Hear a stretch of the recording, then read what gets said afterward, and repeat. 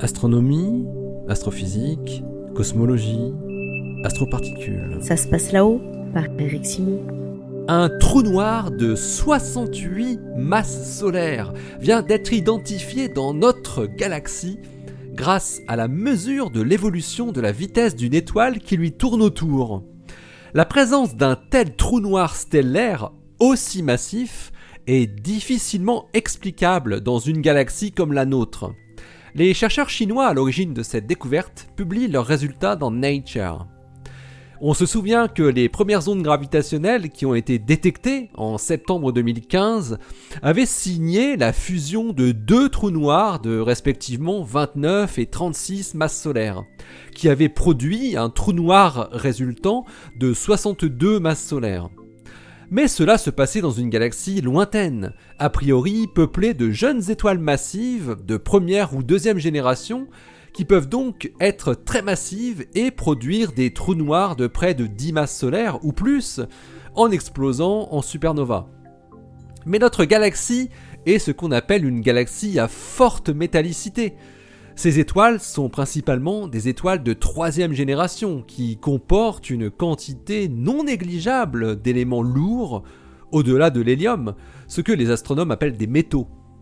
Et dans un tel environnement riche en métaux, les étoiles massives qui se forment ne peuvent pas rester très massives avant d'exploser. Elles doivent produire de puissants vents et disperser de grandes portions de leur enveloppe gazeuse, à l'image d'étoiles comme Eta Carinae par exemple. La probabilité de trouver des trous noirs de 30 et a fortiori de 68 masses solaires dans notre galaxie est donc extrêmement faible. C'est pourtant ce que Jifeng Liu de l'Académie des sciences chinoises et ses collaborateurs viennent de trouver et dont ils publient la découverte dans Nature cette semaine.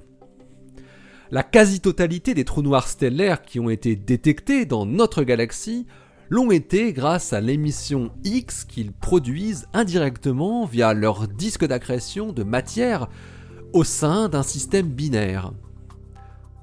Tous ont une masse de quelques masses solaires, 15 tout au plus.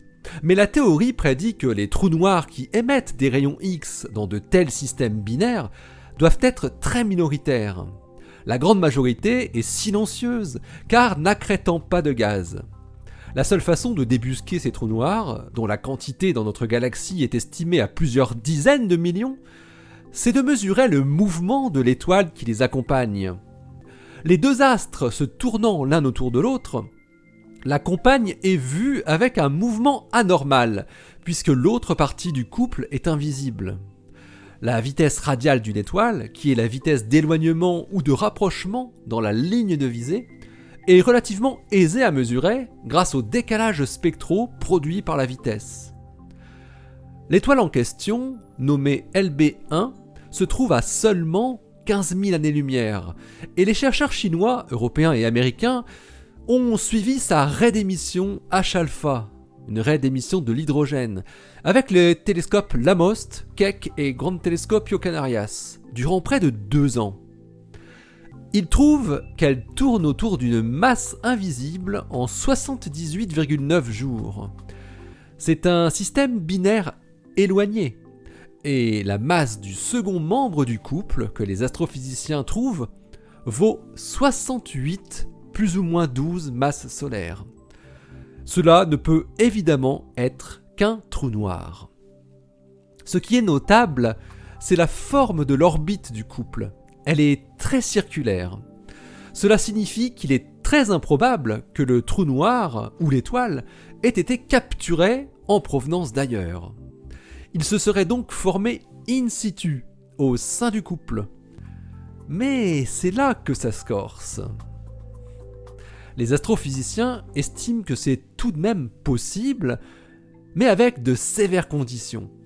Il faut d'une part que la quantité de perte de masse par vent stellaire soit extrêmement réduite, par un mécanisme qui reste à définir, et que d'autre part, la supernova qui se produit soit une supernova de type instabilité de paire, assez rare. Dans ce cas, une étoile de 200 masses solaires peut produire ce trou noir de 68 masses solaires. Les chercheurs mentionnent également une alternative.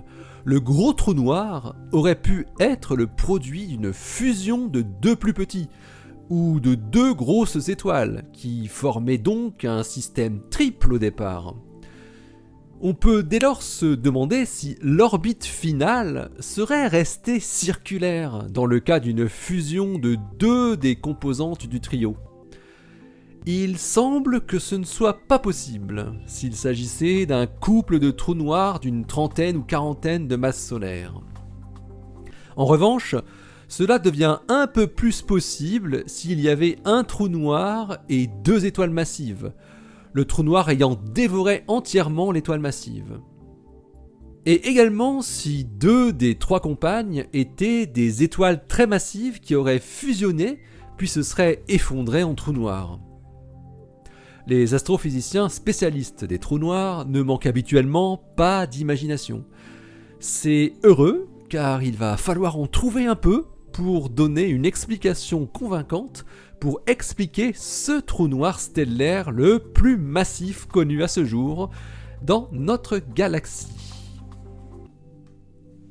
L'article de Jifeng Liu et ses collaborateurs est paru dans Nature ce soir. Oui, dans le numéro de demain, donc le 27 novembre 2019. Il a pour titre A Wide Star Black Hole Binary System from Radial Velocity Measurements.